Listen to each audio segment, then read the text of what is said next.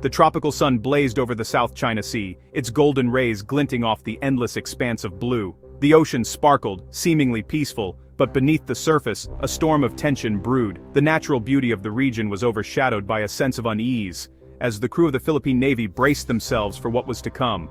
The BRP Sierra Madre, a rusting World War II-era ship intentionally grounded on a Yungan shoal, stood as a lonely outpost.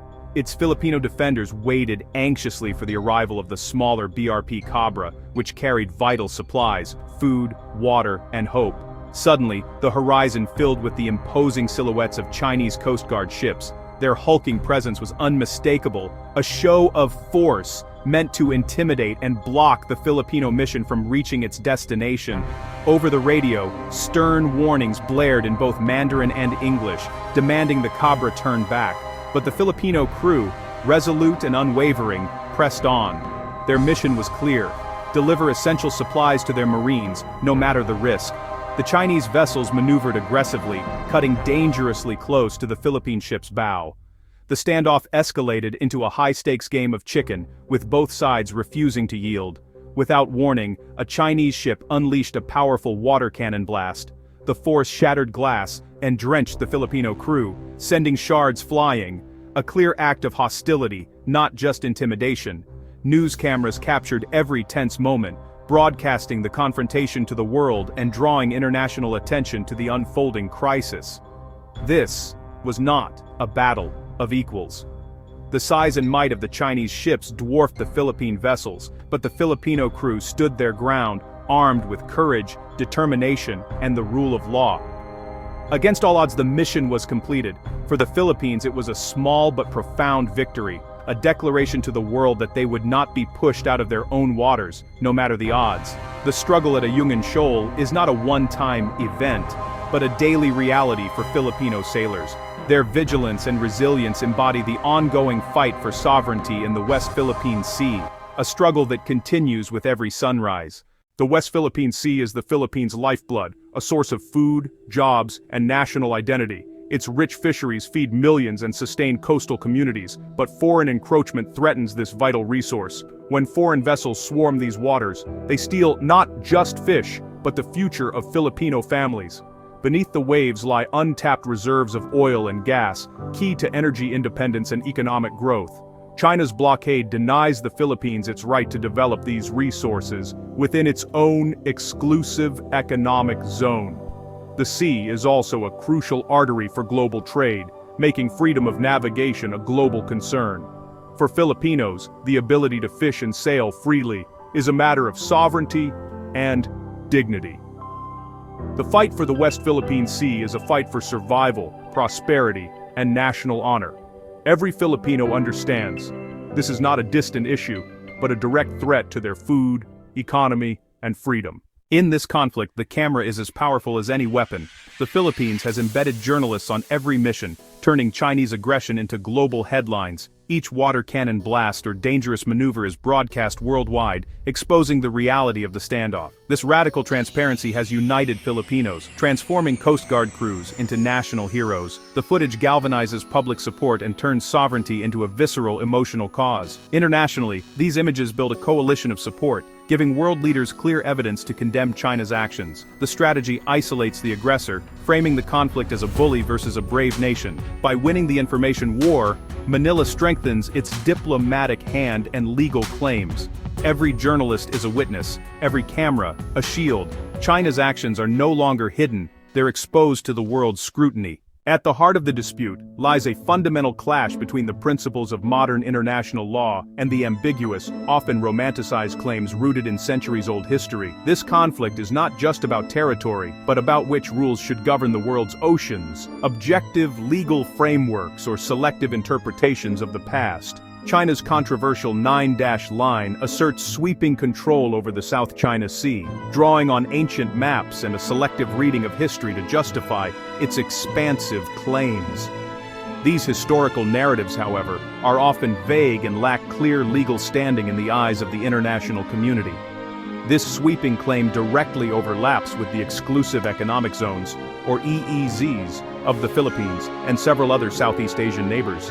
Yet no international legal body recognizes China's claim, and it stands in direct conflict with established maritime law.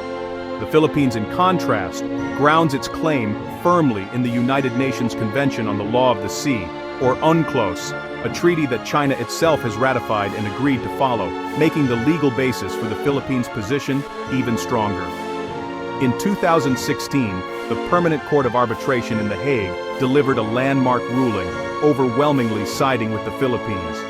The tribunal declared China's so-called historical rights claim to be baseless under international law, setting a powerful legal precedent.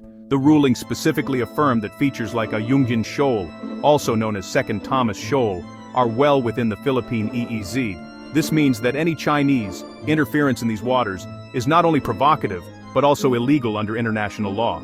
Despite the clear decision, China rejected the tribunal's ruling outright and has since escalated its activities in the region, openly defying international law and increasing tensions at sea. For the Philippines, the arbitral award is more than just a legal document. It serves as both a shield and a rallying point, uniting the nation and drawing global support for its cause in the face of ongoing challenges. Ultimately, this ruling stands as the legal and moral foundation for the Philippines' efforts to defend its sovereign rights in the West Philippine Sea, reinforcing its position on the world stage and inspiring continued vigilance. The Philippines' resistance today is deeply rooted in centuries of struggle against foreign domination, a legacy that continues to shape the nation's identity and resolve. From Lapu-Lapu's legendary victory over Magellan in Mactan, to the determined anti-colonial revolution against Spain, the Filipino spirit was forged in the fires of defiance and hope for freedom. The fight for independence did not end there. It continued through the American and Japanese occupations, with brave guerrilla fighters and ordinary citizens proving time and again that Filipinos could never be truly conquered, no matter the odds. This enduring legacy of resistance is woven into the national psyche.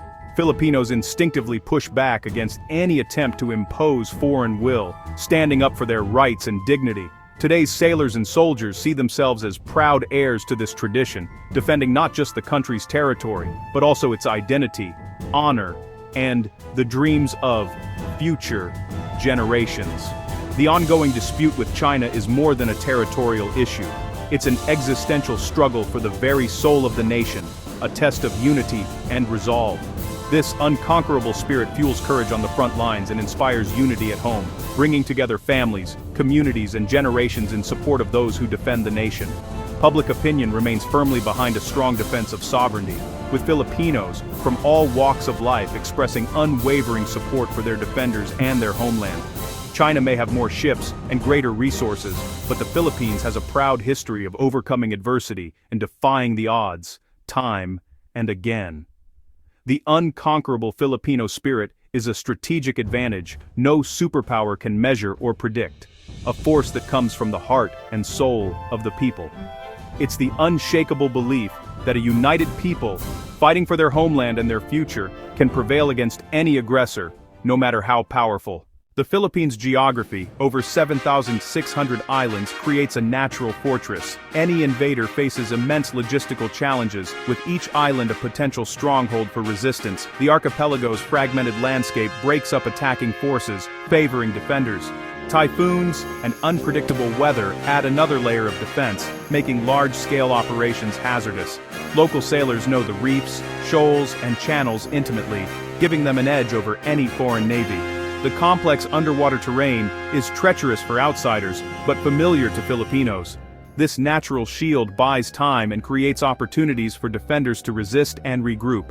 Geography, climate, and local knowledge combine to make the Philippines a daunting target for any aggressor. The 1951 Mutual Defense Treaty with the United States is a cornerstone of Philippine security. Article 5 states that an armed attack on either party in the Pacific is a threat to both, placing the Philippines under America's security umbrella. Recent clarifications ensure the treaty covers attacks on Philippine forces anywhere in the South China Sea. Joint military exercises and agreements like EDCA enhance readiness and deterrence. The alliance provides access to advanced hardware, intelligence, and training, while giving the U.S. a strategic foothold in the region. The psychological impact is profound. Knowing the U.S. stands with them emboldens Filipino leaders and troops. The MDT is not a blank check for war, but a powerful deterrent designed to keep the peace. It levels the playing field and complicates any adversary's calculations. The treaty is a living commitment to defend sovereignty through strength and partnership. Facing a superpower, the Philippines has embraced asymmetric strategies, turning weakness into strength. Radical transparency weaponizes information, exposing Chinese aggression and shaping global opinion. Civilian groups and activists join the fight, organizing resupply missions and mobilizing public support. This whole-of-society approach makes resistance a national cause, not just a government policy. Militarily, the focus is on fast, agile assets and coastal defense, using geography to deny control to any invader.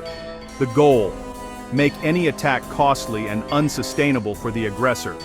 These strategies, information warfare, people power, and smart defense, show how a smaller nation can stand up to a giant. In the 21st century, courage, unity, and creativity can outmatch brute force. Despite the standoffs, the Philippines and China are deeply economically intertwined. China is a top trading partner and billions in trade support jobs and businesses on both sides. Open conflict would devastate both economies, disrupt global shipping, and trigger worldwide consequences. The economic risks act as a brake on escalation. Neither side can afford a war. Even as ships face off, trade and diplomacy continue, forcing both nations to balance sovereignty with economic survival. The potential for joint development of resources, under international law, offers a path to shared prosperity. War would destroy decades of progress and harm millions. This economic reality pressures both sides to seek peaceful solutions. The world is watching, not just the naval maneuvers but the economic stakes that may ultimately keep the peace.